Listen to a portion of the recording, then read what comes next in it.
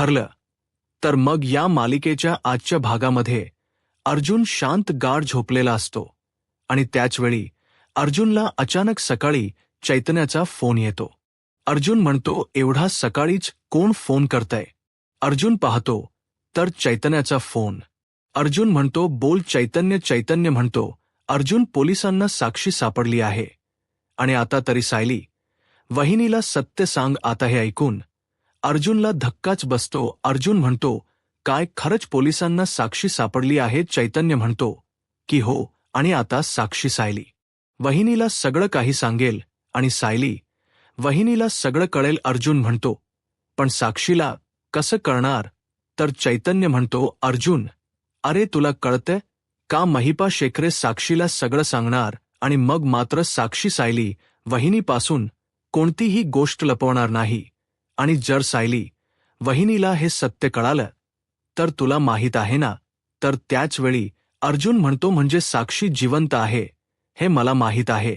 हे सायलीला कळणार तर त्याचवेळी त्या ठिकाणी सायली आलेली असते. सायली म्हणते, काय साक्षी जिवंत आहे हे तुम्हाला अगोदरच माहीत होतं? अर्जुन म्हणतो, बायको प्लीज माझं ऐकून घे ना. सायली म्हणते, एवढं मोठं सत्य तुम्ही माझ्यापासून लपवलं? एवढं मोठं सत्य लपवताना तुम्हाला काहीच वाटलं नाही का? मी तुम्हाला काय म्हणाले होते?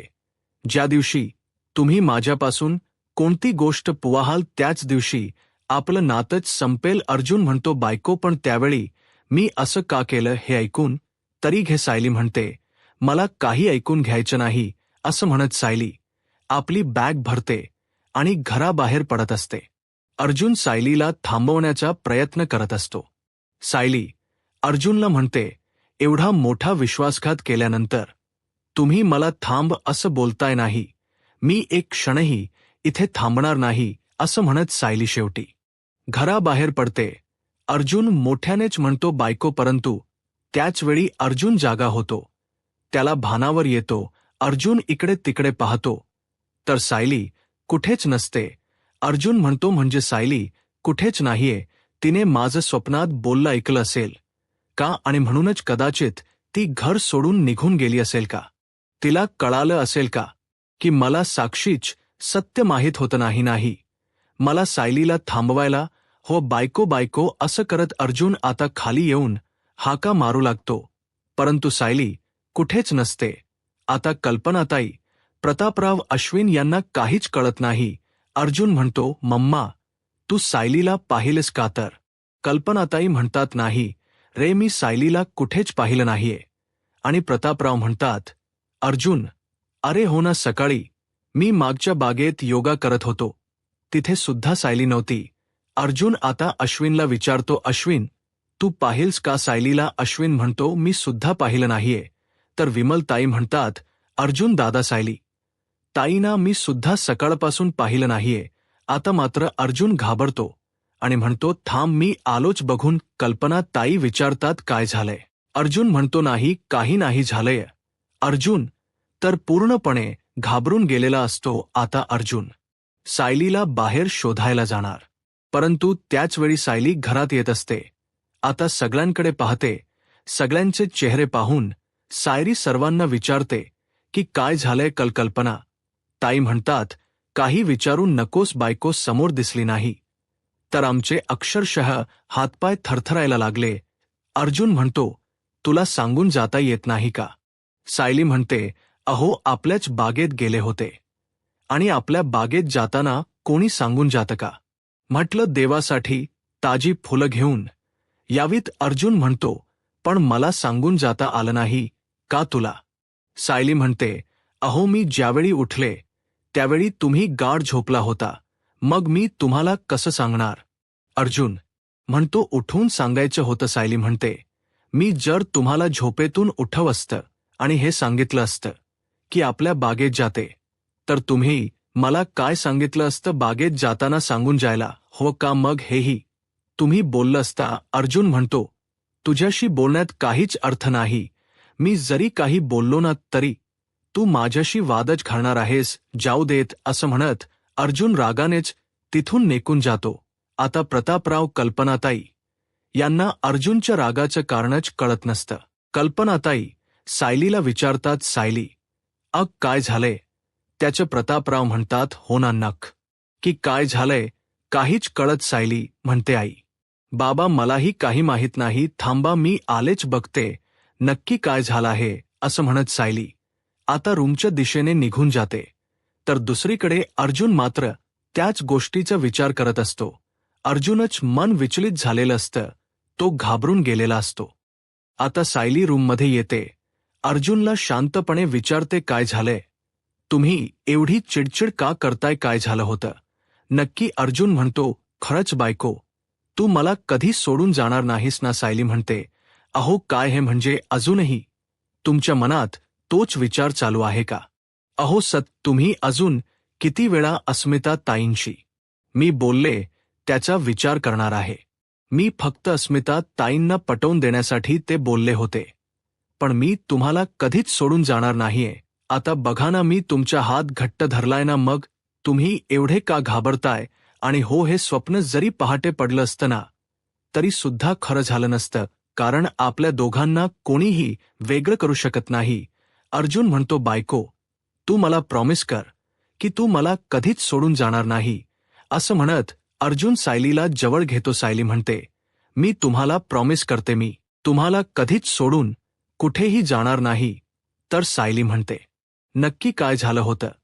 तुम्ही हा खूप अस्वस्थ वाटता, कोणत्या तरी गोष्टीचा विचार करत असता आणि बघावं त्यावेळी खूप चिडचिड करत असता. काही झालंय का? तर अर्जुन मनाशीच म्हणतो की मला आता बायकोला सगळं काही सांगावंच लागेल. जर माझं स्वप्न खरं झालं तर मी एक क्षणही जगू शकत नाही, पण आता जे होईल ते होईल. मी सायलीला सांगतोच. सायली विचारते, काय झालंय, बोला ना. तर सायली अर्जुनला विचारत असते. त्यावेळी मात्र अर्जुन खोट बोलतो आणि म्हणतो, काही नाही, मला एक वाईट स्वप्न पडलं की काही कारण नसताना तू मला सोडून गेलीस. आता मात्र सायली हसू लागते आणि अर्जुनला म्हणते, अगोदर ही विचित्र आणि वाईट स्वप्न बघणं सोडूनच द्या, कारण आपण एकमेकांपासून कधीच वेगळे होणार नाही आहोत आणि मी तुम्हाला सोडून कुठेही जाणार नाही. काय चाललंय तुमचं? तर अर्जुन म्हणतो, बायको, तू माझ्यासाठी एक करशील का? सायली म्हणते, बोला ना. अर्जुन म्हणतो, तुम्हाला कधी सोडून जाऊ नकोस. अर्जुन सतत तेच बोलत असतो. तर सायली म्हणते, तुम्ही माझ्यासाठी एक कराल का? झोपेच चक्र, तुमच्या झोपेच चक्र पूर्ण करा, कारण काय झालं माहीत नाही, हाली तुमची झोप पूर्ण होत नाही आणि झोप पूर्ण नाही झाली की डोक्यात वेगवेगळे विचार येतात आणि सगळ्यात महत्त्वाचं म्हणजे चिडचिड होते. अगदी तुमचं तेच होत्या. अर्जुन म्हणतो, नाही, असं काही नाहीये. सायली म्हणते, तुम्ही झोपता का थोडा वेळ? अर्जुन म्हणतो, नाही, नको जायचंय ना आपल्याला. सायली म्हणते, बरं ठीक आहे, पण हो आता तुम्ही खाली जो गोंधळ घालून ठेवलाय ना, बायको बायको, आता सर्वजण मला चिडवतील, घेईन मी ते सगळं काही सहन करून, पण तुम्ही मात्र तुमचं डोकं शांत ठेवा. असं म्हणत सायली आता हॉलमध्ये निघून येते. सायली विमलताईंना म्हणते, भाजी चिरून झाली आहे ना, मग मी आता फोडणीला टाकते. असं म्हणत सायली किचनची काम करत असते. याच वेळी त्या ठिकाणी अस्मिता येते. प्रतापराव विचारतात, काय मग, काय म्हणतोय आमचा नातू? अस्मिता म्हणते, मस्त, खूप छान आहे. तर त्याच वेळी कल्पनात ताई सायलीला आवाज देत म्हणतात, सायली, अग अस्मिता करता बदामाच दूध ठेवले, घेऊन येतेस का? सायली म्हणते, हो आणतेच. असं म्हणत सायली अस्मितासाठी बदामाच दूध घेऊन येते आणि त्याच वेळी अस्मिताच पार्सल आलेलं असतं. अर्जुन म्हणतो, झालं अस्मिता, ताईची पार्सल यायला लागलीत ना, म्हणजे अस्मिता ताई आता नॉर्मल झाली आहे. तर अस्मिता म्हणते, अर्जुन कशाला उग चिडवतोस रे, मी माझ्या बाळासाठी पार्सल मागवले आहेत. असं म्हणत अस्मिता आता ते पार्सल घ्यायला जाते. तर ते दादा म्हणतात, कॅश ऑन डिलिव्हरी आहे. तर अस्मिता सचिनला आवाज येते. सचिन म्हणतो, काय झालं अस्मी? तर अस्मिता म्हणते, सचिन, अरे तू जरा माझं डेबिट कार्ड देतोस का, कारण हे माझं कॅश ऑनच पार्सल आहे. आता ज्यावेळी सचिन त्याच्या पॉकेटमधून डेबिट कार्ड बाहेर काढतो त्यावेळी मात्र घरातील सर्वांनाच धक्का बसतो. आता अस्मिता पेमेंट करते आणि पुन्हा एकदा ते डेबिट कार्ड सचिनकडेच देते. तर सचिन म्हणतो, अस्मिता मी आलोचा असं म्हणत सचिन घराबाहेर निघून जातो. इथे मात्र सर्वजण अस्मिताकडे पाहत असतात. कारण अस्मिताच हे वागणं कोणाला अजिबातच आवडलेलं नसतं. आता न राहून प्रतापराव स्पष्टच अस्मिताला विचारतात, अस्मिता तू तुझ्या अकाउंटच्या डेबिट कार्ड सचिनकडे का दिलेस? तर अस्मिता उत्तर देत म्हणते, का म्हणजे नवरा आहे तो माझा, मग माझं डेबिट कार्ड माझ्याकडे काय राहिलं किंवा त्याच्याकडे काय राहिलं, काय फरक पडतोय त्याने? आता मात्र सर्वजण एकमेकांकडे पाहू लागतात. अस्मिताच हे बोलणं कोणालाच आवडलेलं नसतं. तर कल्पना ताई अस्मिताला म्हणतात, मुळात त्याला तुझ्या पैशांची गरजच काय पडली आहे? तर अस्मिता म्हणते, कारण त्याची कॅनडातली सगळी अकाउंट फ्रीज झाली आहेत. तर अर्जुन म्हणतो, इतक्या वर्षाची सेव्हिंग करी चांगली असेल आणि तरी सगळी अकाउंट फ्रीज झाली आहेत. तर अस्मिता म्हणते की हो, त्याची सगळीच अकाउंट फ्रीज झाली आहेत आणि म्हणूनच त्याला लोन घ्यावं लागलं आणि त्यासाठीच तो माझे पैसे वापरतोय. इतकी वर्ष नोकरी करत असताना मी त्याच्याकडून पैसे घेतले, पाहण्यासारखे पैसे वापरलेत. त्यावेळी त्याने माझ्याकडून कधी हिशोब नाही घेतला आणि आता जर त्याला पैशाची गरज असेल तर मी बायको म्हणून मदत नाही करायची का? असं म्हणत अस्मिता सगळ्यांसमोर प्रश्न उभा करते. तर सायली अस्मिताला म्हणते, अस्मिता ताई तुम्ही बोलताय ते अगदी खरं आहे, योग्यही आहे की बायकोने किंवा नव्याने एकमेकांना मदत करायचीच असते, परंतु बायकोने नव्याला मदत करण्याअगोदर हा विचार करायला हवा की खरंच आपला नवरा त्या योग्यतेचा आहे का? अस्मिता ताई, सचिन भाऊजींनी जे जे काही केलं आहे ते सगळं काही तुम्ही विसरून गेलात का? तुम्हाला काहीच आठवत नाहीये का? तर अस्मिता म्हणते, नाही विसरलीय मी, पण तरी सुद्धा मी त्याला माफ केलं आहे. आता माझा नवरा चुकला तर त्याला फासावर लट अटकवणारी बायको मी नाहीये. अस्मिता पुढे म्हणते, तो माझे पैसे वापरतोय याला माझी काहीच हरकत नाही आणि तुम्हा कोणाचा त्याच्यावर विश्वास नसेल तरी सुद्धा माझा वास आहे. त्यामुळे तुम्ही कोणीही ऑब्जेक्शन न घेणंच योग्य. त्यामुळे प्लीज यापुढे कोणीही यामध्ये पडू नका. असं म्हणत अस्मिता तिथून निघून जाते. आता अस्मिताच्या अशा वागण्याची घरातील सर्वांनाच काळजी वाटत असते. अर्जुनची चिडचिड होते.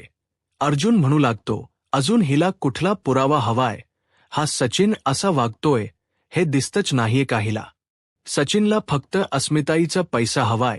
त्याला अस्मिता ताईशी काही देणं घेणं नाहीये किंवा प्रेमही नाहीये. हे अस्मिता ताईला का कळत नाहीये? सायली म्हणते, तुम्ही जरा शांत व्हा ना. प्रतापराव म्हणतात, सायली अगं आपल्याला सगळं कळतं तरी सुद्धा आपण शांत का राहायचे? सचिन कसा आहे हे आपल्या सगळ्यांनाच माहीत आहे आणि अस्मिताच्या अकाउंटला भरपूर पैसे आहेत. सचिनच्या ते हाती लागलेत तर सचिन त्याचा उपयोगच करेल. तर अर्जुन म्हणतो, सचिन अस्मिताईच्या पैशाने लोन फेडू शकतो आणि हे अस्मिताईला कळणारही नाही आणि ती त्याला काही विचारणारही नाही. तर प्रतापराव म्हणतात, नाही मी असं होऊ देणार नाही. अस्मिताच्या अकाउंटमध्ये असणारे पैसे खूप महत्वाचे आहेत, असे वाया गेलेले चालणार नाहीत. मला आत्ताच अस्मिताशी बोलावे लागेल. तर कल्पनाताई म्हणतात, मी सुद्धा येते. सायली म्हणते, थांबा आई बाबा, आपण बोलून काय होणार आहे, फक्त वादच होणार आहे. प्रतापराव म्हणतात, म्हणजे आपण काहीच बोलायचं नाहीये का? सायली म्हणते, आपण जरी अस्मिता ताईंना समजावण्याचा प्रयत्न केला तरी सुद्धा अस्मिता ताई काही ऐकून घेणार नाहीत, कारण त्यांचा सचिन भाऊजींवर जास्त विश्वास आहे. त्यामुळे आई बाबा आपल्याला दुसरा काहीतरी मार्ग शोधावा लागेल. अर्जुन म्हणतो, तुला सापडलाय का मार्ग? सायली म्हणते की हो. प्रतापराव म्हणतात, कोणता? तर सायली म्हणू लागते, आई बाबा ज्या बंकेमध्ये अस्मिता ताईंचा अकाउंट आहे त्या बंकेतील तुमचं कोणी ओळखीच आहे का? म्हणजे आपण परस्पर जर अस्मिता ताईंच्या अकाउंटमधून काही दिवस पैसे येणारच नाहीत अशी जर प्रोसेस करून ठेवले, ते अकाउंटच बंद करून ठेवले, तर मग सचिन भाऊजींना पैसे काढताच येणार नाही. तर आता प्रतापराव म्हणतात की हो म्हणजे दुसऱ्याचं अकाउंट डिॲक्टिव्हेट करणं हे चुकीचंच आहे, परंतु त्या बँकेचा मॅनेजर राकेश माझ्या चांगलाच ओळखीचा आहे. जर मी त्याला सगळी परिस्थिती समजावून सांगितली तर तो मला नक्कीच मदत करेल. तर सायली म्हणते झालं तर मग म्हणजे एका दगडात दोन पक्षी मारता येतील. एकीकडे सचिनचा खरा रंग अस्मिता ताईंना कळेल. म्हणजे एकीकडे जर सचिनला पैसे मिळाले नाहीत तर सचिनचा खरा रंग सगळ्यांनाच दिसेल आणि महत्त्वाचं म्हणजे अस्मिता ताईंना. आणि दुसरी गोष्ट म्हणजे की सचिनला अस्मिता ताईंचे सेव्हिंगचे पैसे वापरताच येणार नाही. तर कल्पनाताई सायलीला म्हणतात, तुझ्या तोंडात साखर पडो असंच हो आणि अस्मिताला लवकरात लवकर बुद्धी येऊ देत. तर प्रतापराव म्हणतात, सायली गुड आयडिया, त्यामुळे मी आत्ताच माझ्या मित्राला फोन करतो. तर अर्जुन म्हणू लागतो, बरं डॅड आणि मम्मा मला आणि सायलीला महत्त्वाचं काम आहे, आम्ही जरा बाहेर जाऊन येतो. आणि याच वेळी प्रियाने हे सगळं बोलणं ऐकलेलं असतं. तर अर्जुन पुढे म्हणतो, डॅड तुमचं त्या बँकेच्या मॅनेजरशी बोलणं झालं की मला कळवा. आणि हो, त्या सचिनने घरात काही प्रॉब्लेम वाढून ठेवला तर ते सुद्धा मला कळवा असं म्हणत आता सायली आणि अर्जुन बाहेर जाणार असतात. तर विमलताई सायलीला आवाज देत म्हणतात, सायलीताई तुम्ही बाहेर जाणार आहात ना, मग तुम्ही नाश्ता करून घ्या, मी तुमच्यासाठी नाश्ता घेऊन येते. सायली म्हणते, नको मी घेते. तर कल्पनाताई म्हणतात, सायली बस आणि तू नाश्ता कर आता. ज्यावेळी सायली अर्जुन बाहेर जातात हे प्रियाने ऐकलेलं असतं त्यावेळी मात्र प्रियाला धक्काच बसतो. प्रिया विचार करत म्हणते, अरे देवा, म्हणजे हे परत दोघे बाहेर चालले आहेत. आता या दोघांवर लक्ष ठेवणं म्हणजे माझा फुल टाईम जॉबच होऊन बसला आहे. तर दुसरीकडे अर्जुन सायलीला विचारतो, तुझं झालंय का, आपण निघूयात का.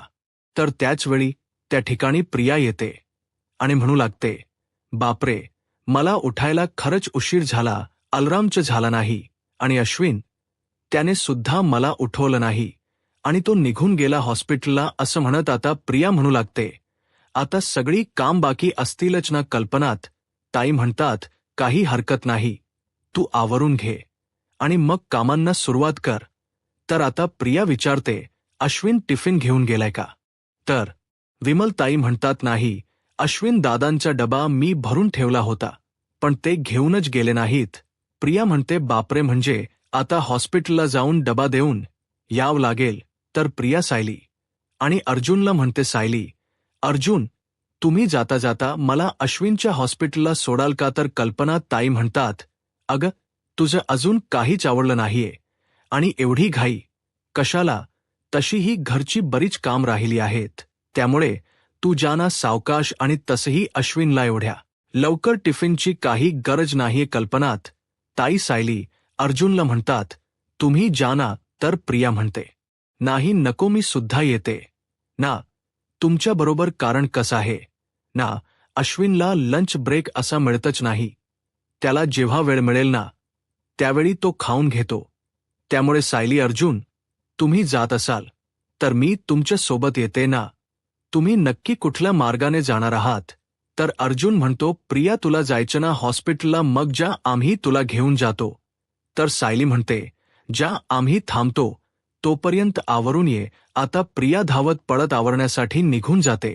तर त्याचवेळी अर्जुन मेसेज करतो आणि म्हणतो की आम्हाला यायला थोडा वेळ होईल असं म्हणत. जुनने मेसेज केलेला असतो. प्रतापराव म्हणतात, कशाला थांबताय, जाना, ती तिच्या आवरेल आणि निघेल ना. अर्जुन म्हणतो, हो ना, आपण गेलो असतो. सायली म्हणते, नाही नको, आपण थांबूयात आता, तिला कसं अडकवायचं हे मला चांगलंच माहीत आहे. अर्जुन म्हणतो, म्हणजे. तर सायली म्हणते, आता तिच्या कामातच तिला अडकवायचं असं म्हणत आता सायलीने अर्जुनला तिचा प्लन सांगितलेला असतो. तर दुसरीकडे पाहायला मिळतं सायली अर्जुन आता प्रियाला घेऊन निघालेली असतात. आता वाटेत प्रिया त्यांना म्हणते, तुम्ही नक्की कुठल्या मार्गाने जाणार होता, म्हणजे कुठल्या एरियात जायचं होतं तुम्हाला, म्हणजे मला हॉस्पिटलला जायचंय, उगाच वळसा नको ना. तर सायली म्हणते, नाही, काही वळसा वगैरे पडणार नाही, काळजी करू नकोस आता. त्याचवेळी प्रियाला मैनाचा फोन आलेला असतो आता मैनाचा फोन आलेला पाहून प्रिया मात्र घाबरून गेलेली असते. ती फोन कट करते. परंतु दुसरीकडे सदाशिव यांना खूप त्रास होत असतो. त्यांना बरं नसतं आणि म्हणूनच मैनावती प्रियाला फोन करत असते.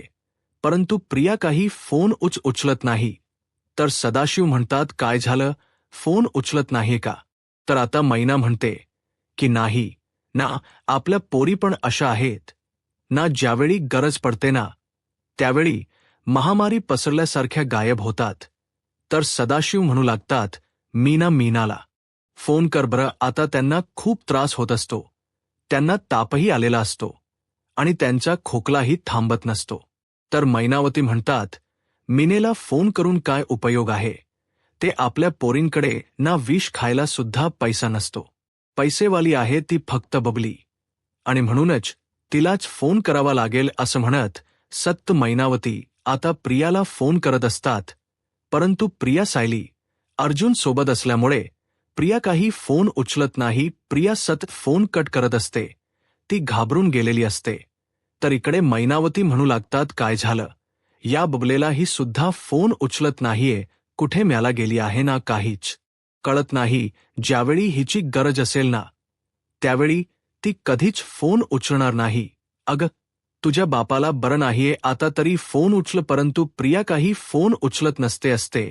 इकडे सायली अर्जुनच्या लक्षात येतं की प्रियाला कोणाचा तरी फोन येतोय. सायली अर्जुन पाहतात तर प्रियाला चांगलाच खांब फुटलेला असतो. परंतु ती सायली अर्जुन असल्यामुळे फोन काही उचलत नसते. सायली म्हणते, अग उचलना फोन, काय झाले? प्रिया म्हणते, नाही, काही गरज नाही, कारण मार्केटिंग वाल्यांचा फोन आहे, सतत फोन करत असतात आणि त्रास देत असतात.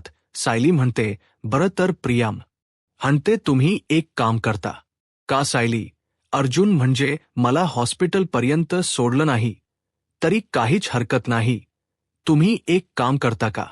पुढे छोट मार्केट आहे, तिथेच मला सोडा, मी तिथून चालत जाईन. सायली म्हणते, अगं कशाला, बाहेर किती ऊन आहे बघतेस ना तू. प्रिया म्हणते, हो ऊन आहे, पण काहीच हरकत नाही, जाईन ना मी. तसंही तुम्हाला तुमची काही काम असतीलच ना, उगाच माझ्यामुळे खोळंबा नको व्हायला. सायली म्हणते, नाही, काही होणार नाही. प्रिया म्हणते, नाही, त्याची खरंच गरज नाहीये आणि जर ऊन लागलंच तर मी रिक्षा करून जाईन. अर्जुन म्हणतो, हो का, मग रिक्षाच करून जायची होती तर मग आमच्या सोबत आलीसच कशाला? आमच्या गाडीतच का बसलीस? रिक्षानेच जायचं होतं ना. असं म्हणत अर्जुनने प्रियाची बोलतीच बंद केलेली असते. तर अर्जुनला सायली म्हणते, अहो आपण निघालोच आहोत ना तिला घेऊन, मग आता तिला हॉस्पिटलला सोडल्याशिवाय आपण कुठेही जाणार नाही आहोत. असं म्हणत सायली अर्जुन आता प्रियाची शाळा घेत असतात. प्रियाला आता काय करावं काहीच कळत नसतं. तर सायली म्हणते, अश्विन भाऊजींना डबा वेळेत मिळणं गरजेचं आहे. तर अर्जुन म्हणतो, हो ना, लंच टाईम होईल त्याच्या. तर इकडे प्रिया मनाशीच म्हणते, त्या अश्विनला डबा देण्यात मला काडीचाही इंटरेस्ट नाही. मला इंटरेस्ट आहे की तुम्ही नक्की कुठे जाता याचा शोध घेण्यात. जर मी मध्येच उतरले तर तिथूनच तुमचा पाठलाग करता येईल. मला असा विचार करत प्रियामध्ये उतरण्याचा विचार करत असते. पण सायली अर्जुन काही तिला उतरू देत नाहीत. सायली अर्जुन आता प्रियालाच या सगळ्यांमध्ये अडकवतात आणि तिला हॉस्पिटलमध्ये सोडायचं ठरवतात. तर दुसरीकडे अश्विन हॉस्पिटलला असतो आणि त्याचवेळी कल्पना ताई फोन करतात आणि म्हणतात, हॅलो अश्विन, अरे हॉस्पिटलमध्ये कामात बिझी आहेस का? अश्विन म्हणतो, नाही मम्मा, बोल ना. तर कल्पनात ताई म्हणतात, अरे तू डबा घेऊन गेला नाहीस ना, मग तन्वी तुझ्यासाठी डबा घेऊन येते. आणि हो, तुला वेळ आहे ना? तर अश्विन म्हणतो, हो मम्मा. तर कल्पना ताई म्हणतात, बरं, अरे तन्वीने सुद्धा काही खाल्लं नाहीये म्हणून मी जास्तीचा डबा पाठवला आहे. तू एक काम कर तन्वी, आणि तू एकत्रच जेवून घ्या. अश्विन म्हणतो, बरं ठीक आहे मम्मा. असं म्हणत कल्पनाताई फोन ठेवतात. तर अश्विन विचार करत म्हणतो, तन्वी हॉस्पिटलला येत आहे, ती माझ्यासाठी डबा घेऊन येत आहे हे सांगण्यासाठी मम्माने मला फोन केला. म्हणजे याचा अर्थ हळूहळू सर्वजण तन्वीला एक्सेप्ट करतायत. तर इकडे अर्जुन आणि सायली आता प्रियाला घेऊन हॉस्पिटलच्या गेटपर्यंत पोहोचलेले असतात.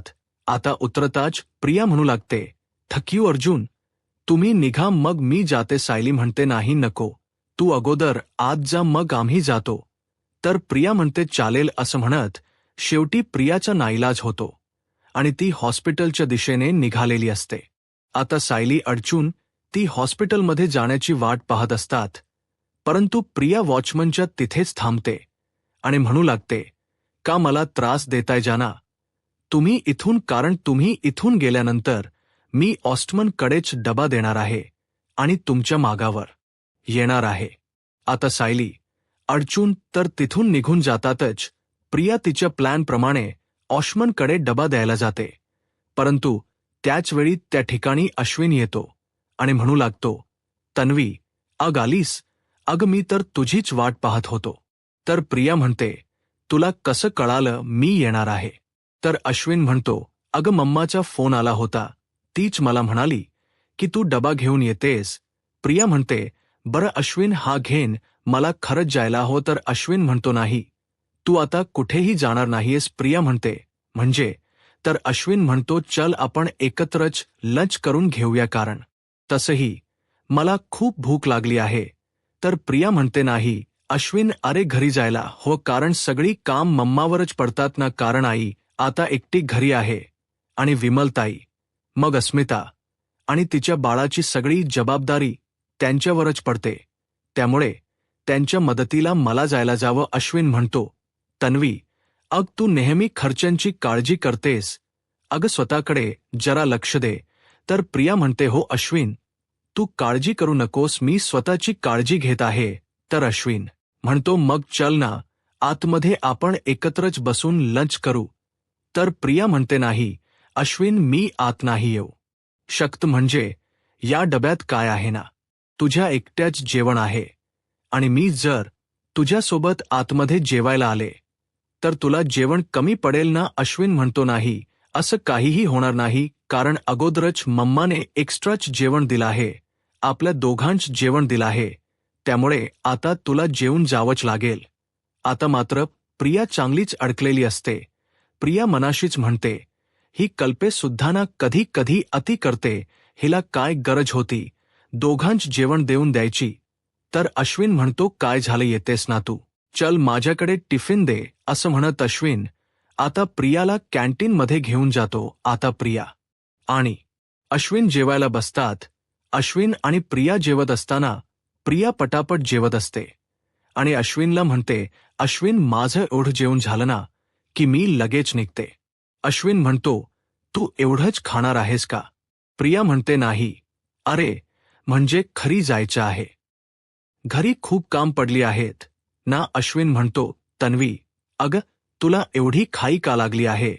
तर प्रिया नाटक करत म्हणते, नाही, अरे आई आणि विमलताई दोघंच घरी आहेत ना, मग किती कामाचा भार उचलणार आहेत, आणि तशी सायली बाहेरच असते, आणि आता जर आईने मला किचनमध्ये काम करायची परवानगी दिलीच आहे तर मग मी मदत नको का करायला? तर अश्विन प्रियाला म्हणतो, अगं पण तू निवांत जेव तरी, आणि हे बघ आपल्याला हे सगळं काही संपवायचं आहे आणि हा टिफिन संपल्यानंतर मगच तू घरी जायचं आहे. आता प्रिया चांगलीच अडकलेली असते. तिला काही करता अश्विन सोडत नसतो आणि तिला काही सायलीच्या मागावर जाता येत नाही. अश्विन प्रियाला म्हणतो, मी खरंच खूप खुश आहे, म्हणजे बघ ना कितीतरी दिवसानंतर आपण असे गप्पा मारत जेवतोय, मला तर हे खूप रोमॅन्टिक वाटते.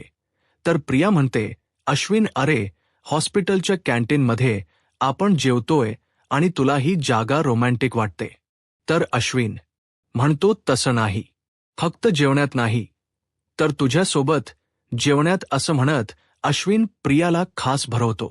तर प्रिया मनाशीच म्हणते, डोक लढवून घराबाहेर पडले होते, परंतु इथे अडकलेच. आता सायली अर्जुन कुठे गेलेत, कशासाठी गेलेत हे मला कसं कळणार? मला तर आता काहीच कळणार नाही. आता त्याचवेळी एक पेशंट अश्विनकडे येतात आणि म्हणू लागतात, डॉक्टर अश्विन, तुम्ही हे रिपोर्ट पाहू शकता का? अश्विन म्हणतो, बरं आता अश्विन तर रिपोर्ट पाहायला जाणार.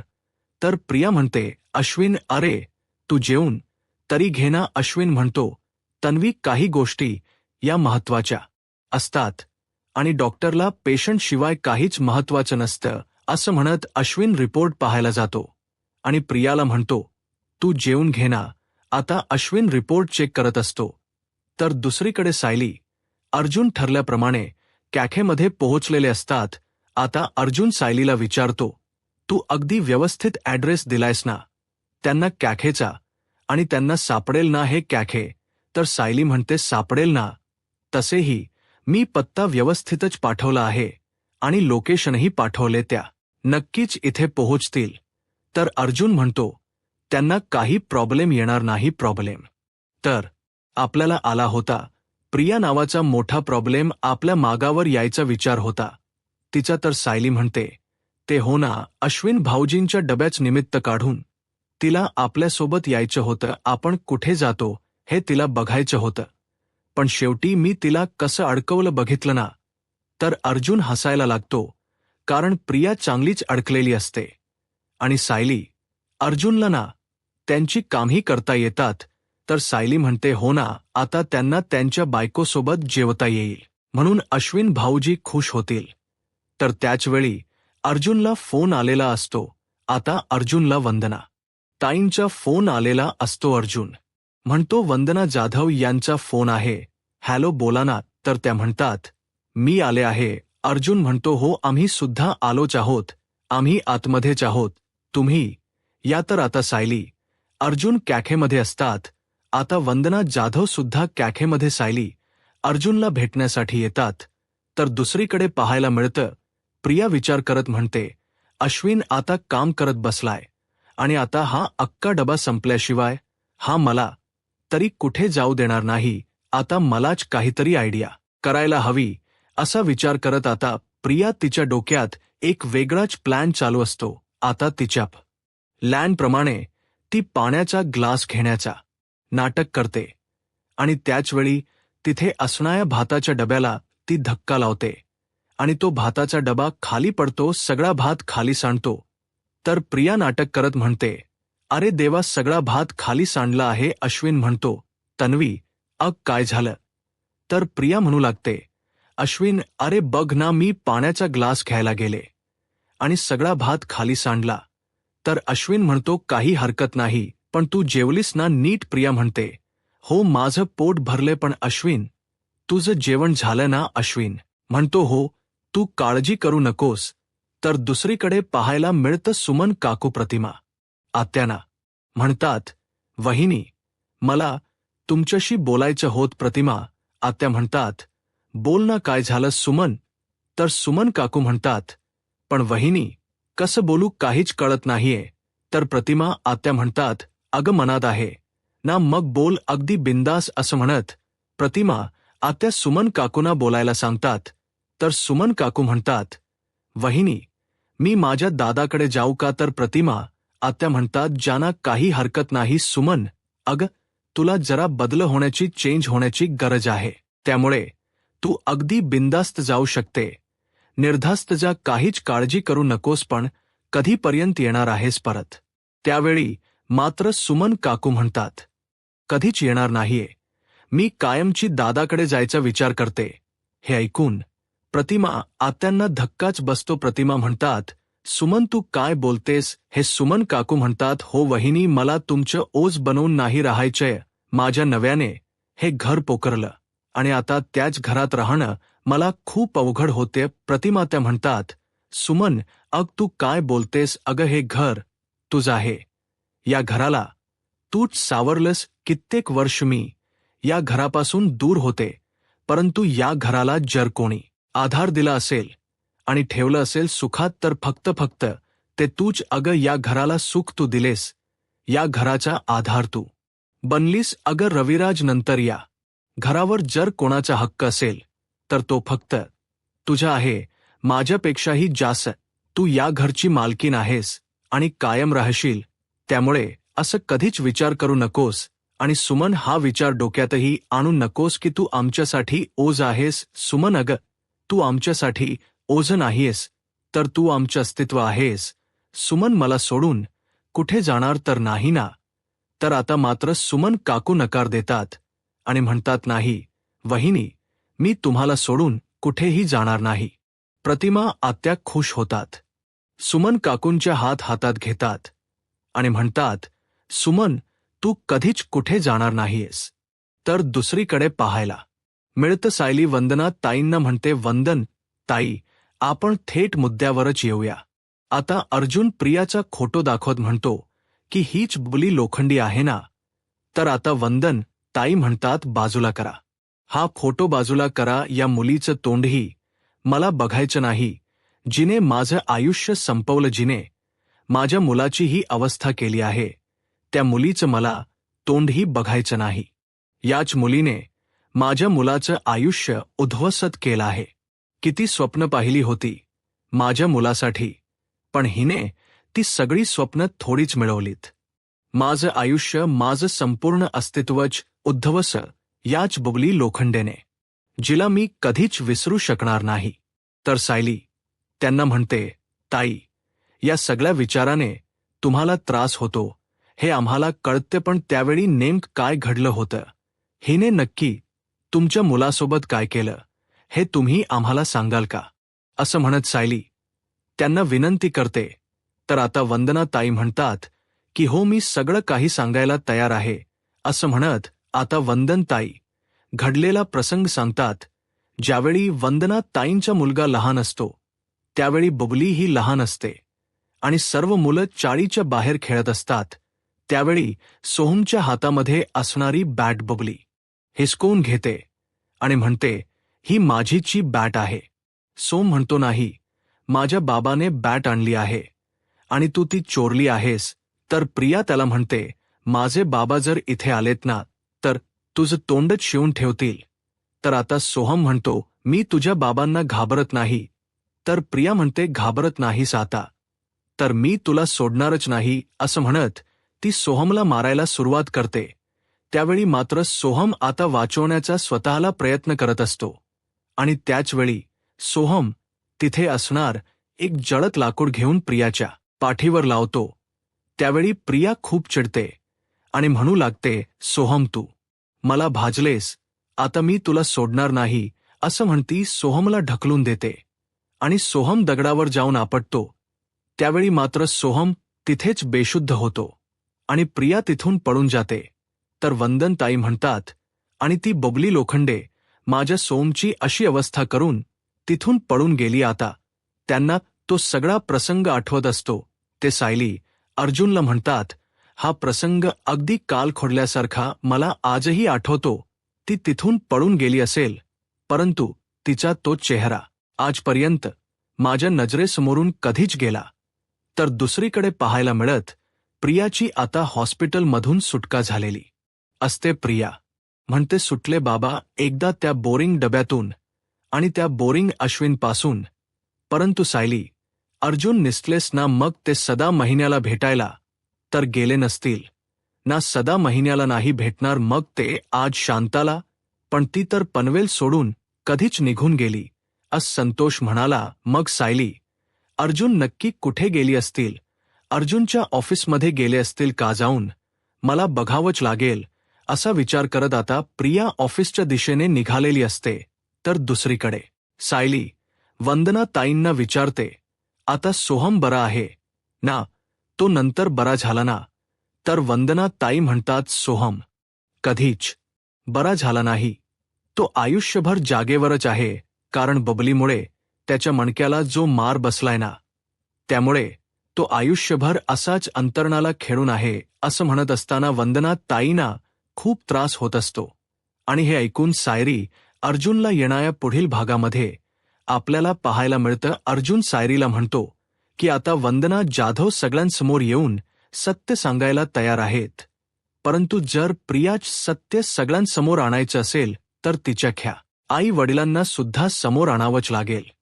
तर दुसरीकडे प्रिया मोबाईल चार्जिंगला लावून तिथून निघून जाते आणि याच संधीचा फायदा घेत आता सायली तिच्या रूममध्ये येते. तिची पर्स चेक करते, पण तिचा मोबाईल चार्जिंगला असतो आणि त्याचवेळी मैनाचा फोन येत असतो. सायली आता फोन उचलते, तर त्यावेळी मैना म्हणू लागते, कुठे होतीस का टोळे? तर आता सायलीच्या लक्षात येतं की हा आवाज तर मैनाचा आहे आणि त्यावेळी सायली मेसेज करते. तर आता नक्की सायलीने काय मेसेज केला असावा आता सायली आणि अर्जुन प्रियाच सत्य सर्वांसमोर आणतील. यूट्यूब चॅनलला सबस्क्राईब करा आणि व्हिडिओ लाईक करा. धन्यवाद.